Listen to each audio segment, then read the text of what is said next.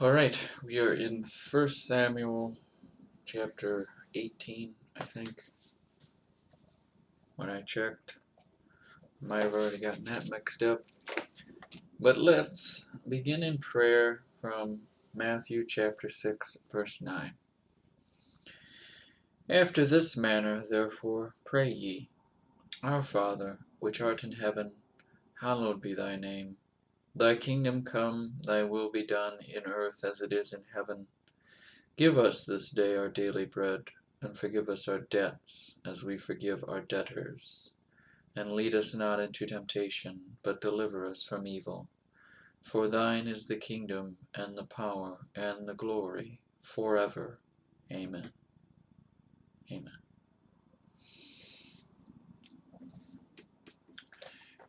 1 Samuel chapter 18. So we just left off with David slaying Goliath, and that's always a very inspiring story.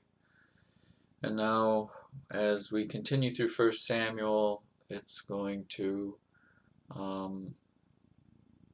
go more in depth about Saul's sins and how Saul is not really he's not really a true believer. He's a people pleaser, as we said before, and this is going to be an illustration of his downfall, a slow decline in his kingdom, and then at the same time David is going to become greater and greater. And it's a sad story, but this is how it's going to play out. So, chapter 18 of 1 Samuel, the love covenant of Jonathan and David, verse 1. And it came to pass, when he had made an end of speaking unto Saul, that the soul of Jonathan was knit with the soul of David, and Jonathan loved him as his own soul. And Saul took him that day, and would let him go no more home to his father's house. Then Jonathan and David made a covenant, because he loved him as his own soul. And Jonathan stripped himself of the robe that was upon him, and gave it to David, and his garments, even to his sword, and to his bow, and to his girdle. And David went out whithersoever Saul sent him, and behaved himself wisely. And Saul set him over the men of war, and he was accepted in the sight of all the people, and also in the sight of Saul's servants. And it came to pass, as they came, when David was returned from the slaughter of the Philistine, that the women came out of all cities of Israel, singing and dancing, to meet King Saul, with tabrets, with joy, and with instruments of music.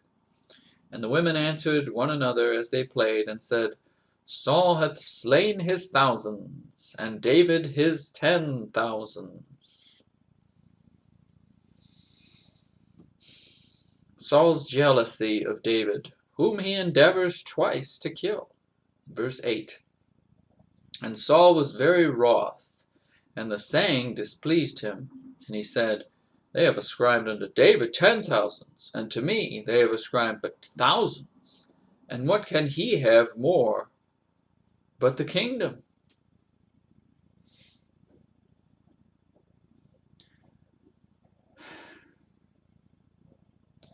And Saul eyed David from that day and forward.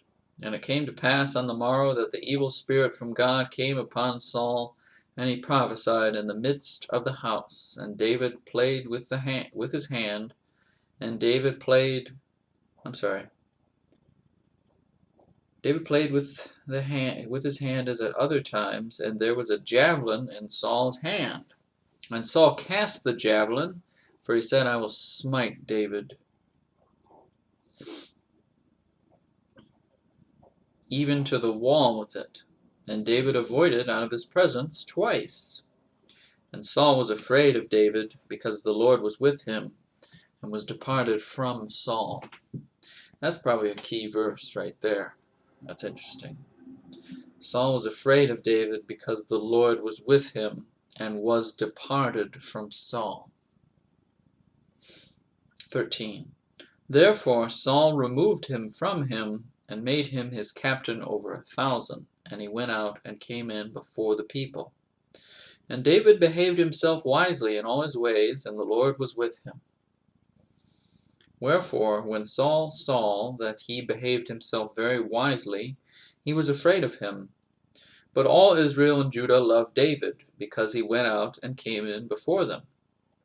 And Saul said to David, Behold, my elder daughter Merab, her will I give thee to wife, only be thou valiant for me, and fight the Lord's battles. For Saul said, Let not mine hand be upon him, but let the hand of the Philistines be upon him. And David said unto Saul, Who am I, and what is my life or my father's family in Israel, that I should be son-in-law to the king?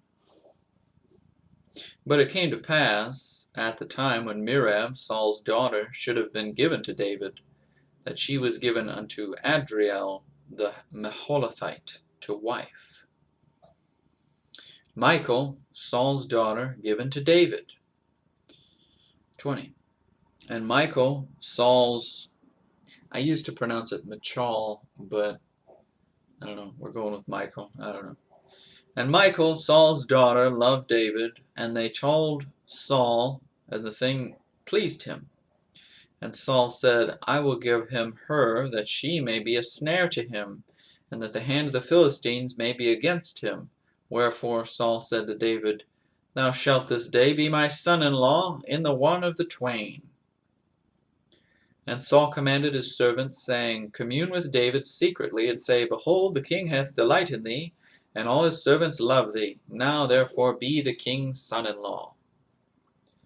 And Saul's servants spake those words in the ears of David. And David said, Seemeth it to you a light thing to be a king's son-in-law, seeing that I am a poor man and lightly esteemed?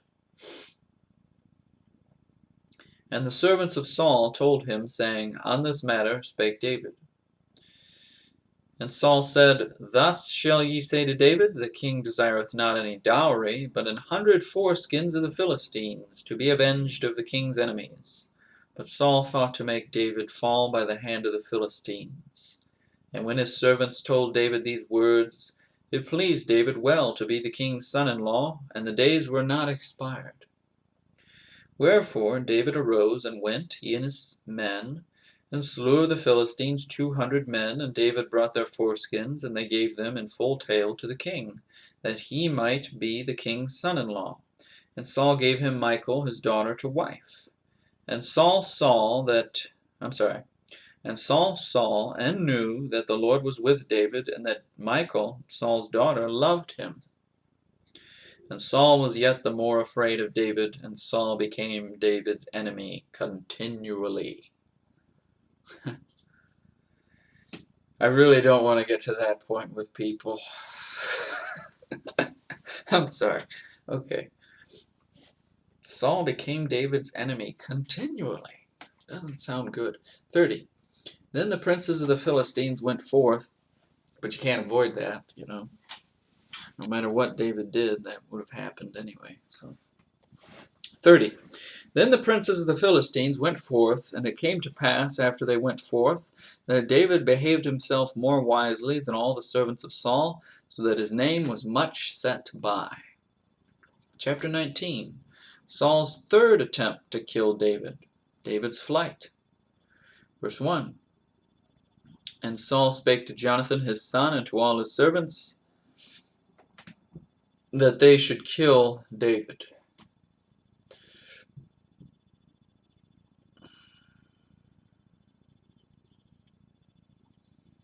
It's kind of simplistic, this sentence, but think about it, expand on it. What is it really saying there? It's scary. You could go in depth a lot more. I won't though. Verse 2. But Jonathan, Saul's son, delighted much in David, and Jonathan told David, saying, Saul my father seeketh to kill thee. Now therefore, I pray thee, take heed to thyself until the morning, and abide in a secret place, and hide thyself. And I will go out and stand beside my father in the field where thou art, and I will commune with my father of thee, and what I see, that I will tell thee. And Jonathan spake good of David unto Saul his father, and said unto him, Let not the king sin against his servant, against David, because he hath not sinned against thee, and because his works have been to thee word very good. For he did put his life in his hand, and slew the Philistine, and the Lord wrought a great salvation for all Israel. Thou sawest it, and didst rejoice. Wherefore then wilt thou sin against innocent blood, to slay David without a cause? And Saul hearkened unto the voice of Jonathan, and Saul sware, As the Lord liveth, he shall not be slain.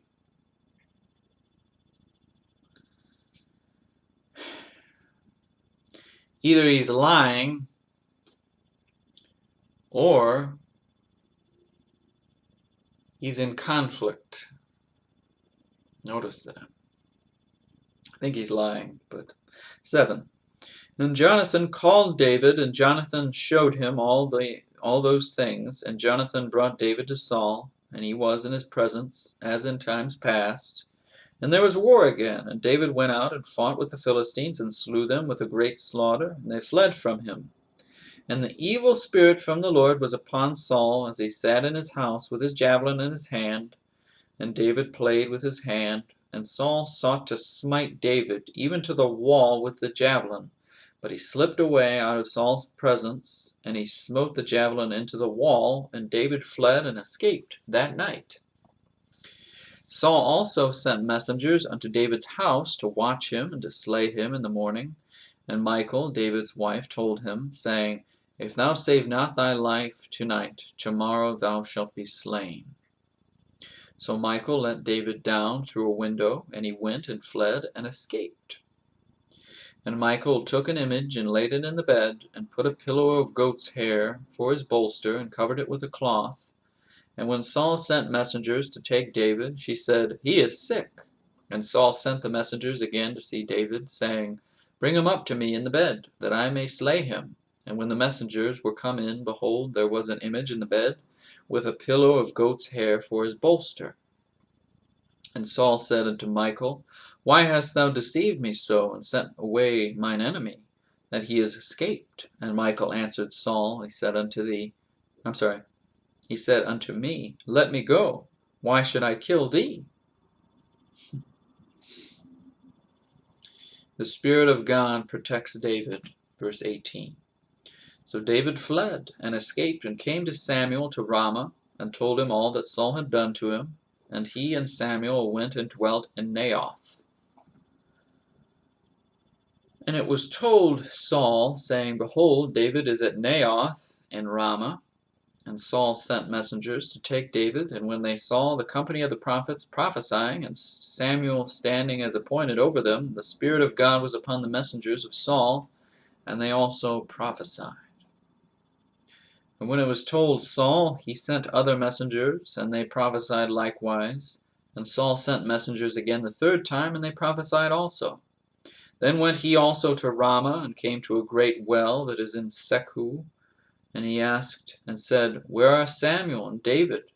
And one said, Behold, they be at Naioth in Ramah. And he went thither to Naioth in Ramah, and the Spirit of God was upon him also. And he went on and prophesied until he came to Naioth in Ramah. And he stripped off his clothes also, and prophesied before Samuel in like manner, and lay down naked all that day and all that night. Wherefore they say, Is Saul also among the prophets? And by prophesying, I think they mean he goes like into a trance type thing. You know, they're coming to kill all of them, or kill David, and then somehow their minds change and they go into like this trance-like state, something like that, like speaking in tongue. I don't know. I don't know the exact details of that, but Chapter 20. Jonathan protects David, verse 1. And David fled from Naioth and Ramah, and came and said before Jonathan, What have I done? What is mine iniquity? And what is my sin before thy father, that he seeketh my life?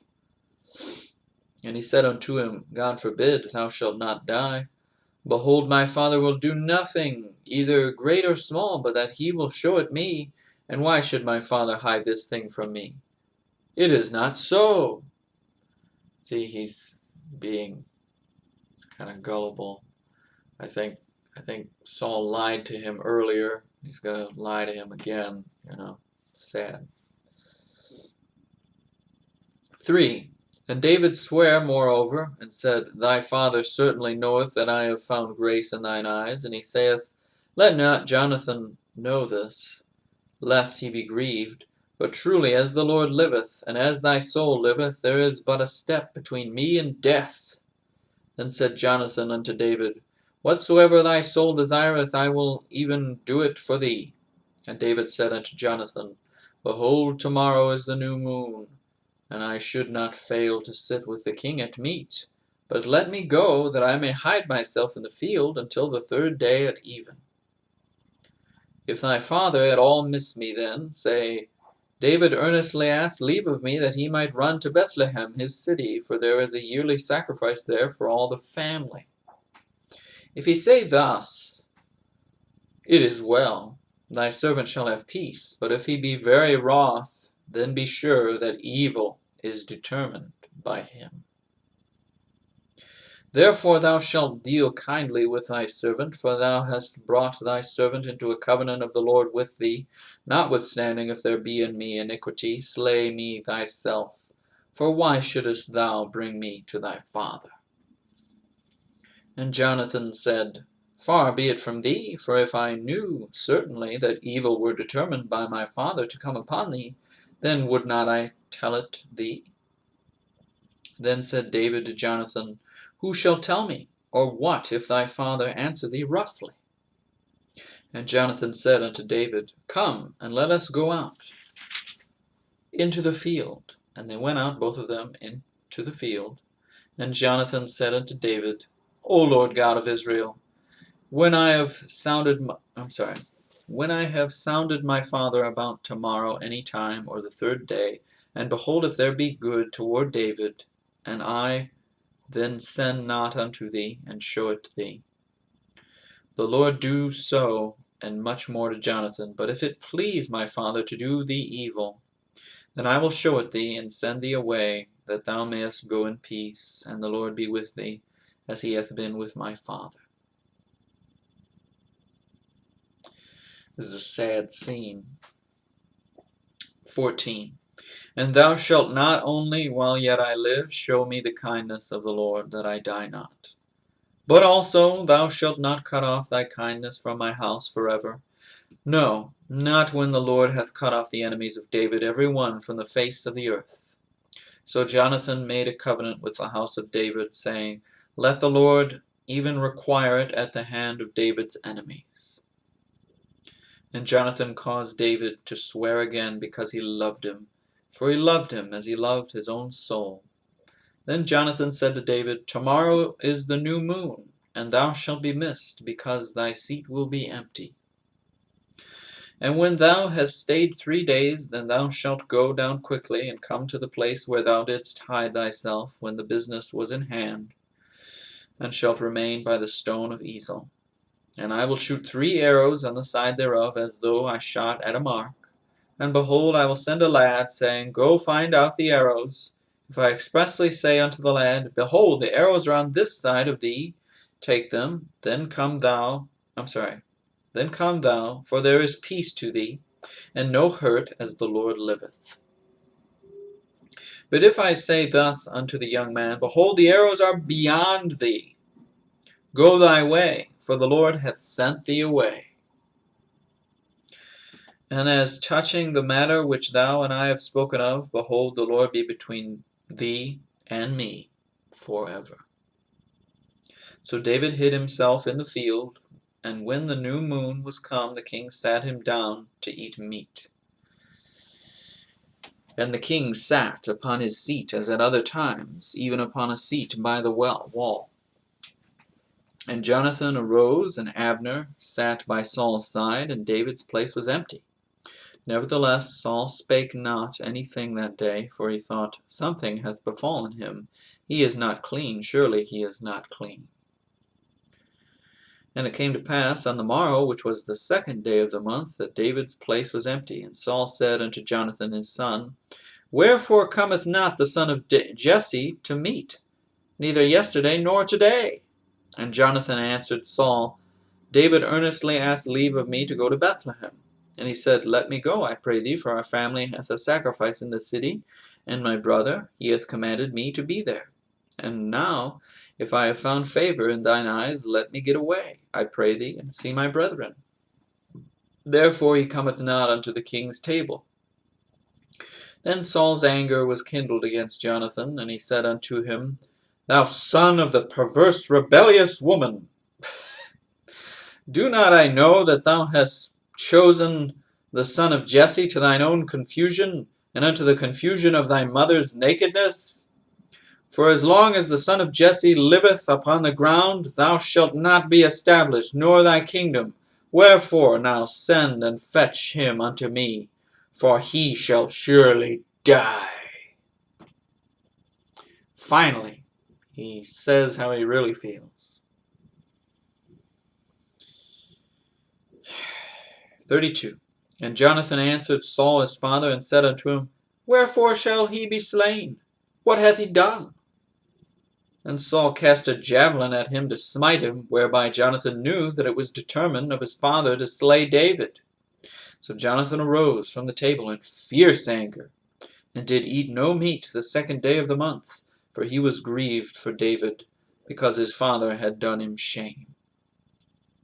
And it came to pass in the morning that Jonathan went out into the field at the time appointed with David, and a little lad with him. And he said unto his lad, Run, find out now the arrows which I shoot. And as the lad ran, he shot an arrow beyond him. And when the lad was come to the place of the arrow which Jonathan had shot, Jonathan cried after the lad, and said, Is not the arrow beyond thee? And Jonathan cried after the lad, Make speed, haste, stay not. Then Jonathan's lad gathered up the arrows, and came to his master. But the lad knew not anything, only Jonathan and David knew the matter. And Jonathan gave his artillery unto his lad, and said unto him, Go, carry them to the city. And as soon as the lad was gone, David arose out of a place toward the south, and fell on his face to the ground, and bowed himself 3 times.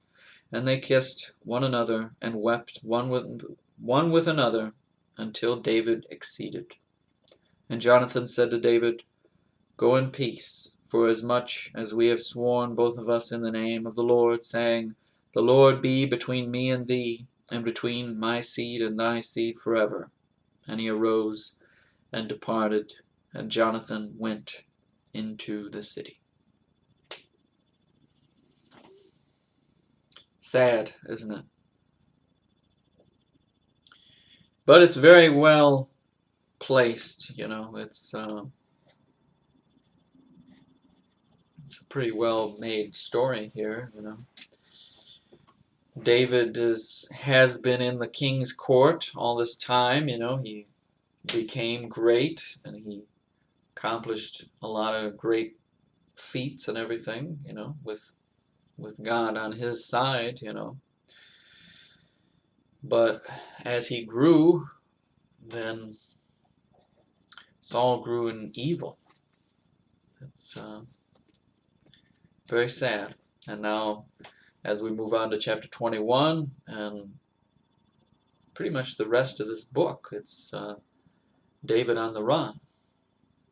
So, and there's a lot of very interesting verses in descriptions of Saul. How Saul, it's like he's flipping a switch, you know. At one moment, he loves David. The next moment, like he wants to kill him. It's